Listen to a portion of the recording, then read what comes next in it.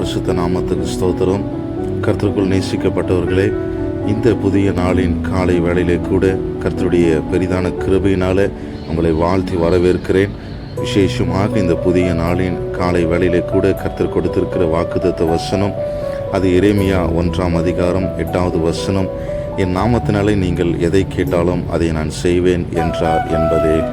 ஆம், கர்த்தருக்குள் நேசிக்கப்பட்டவர்களே, நம்மை காக்கும்படிக்கு தேவன் தாமே உங்கள் யாவரையும் சோதனைகள் சூழும்போது தேவன் தாமே அவர்களை எல்லா ஆபத்துக்களிலிருந்து விடுவித்து பாதுகாப்பதாக இந்த நாளின் காலை வேளையிலே வாக்களித்து நமக்கு வாக்களிக்கிறார். அது மாத்திரமல்ல, நமது தகுதியோ நமது வயதோ அல்லது திறமை முக்கியமல்ல.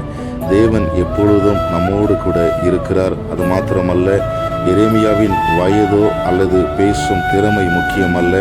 மாறாக சர்வ வல்லமையுள்ள தேவன் என்னோடு கூட இருக்கிறார் என்ற விசுவாசத்தின் வழியிலே நாம் அவருடைய நாமத்தினால நாம் எதை கேட்டாலும் அவர் அதை நமக்கு செய்வதற்கு அவர் ஆயத்தமாய் இருக்கிறார். தொடர்ந்து கர்த்தர் தாமே இந்த நாளின் துவக்கு முதல் முடிவு பரியந்தமாய் நீங்கள் கையிட்டு செய்யக்கூடிய காரியங்கள், உங்களுடைய எல்லா விதமான உள்ளத்திரியங்களுடைய எண்ணங்கள், ஏக்கங்கள் நம் தேவனாகிய கர்த்தர் ஆராய்ந்து அறிந்து அவர் எண்ணி முடியாத அதிசயங்களை செய்கிறவர்.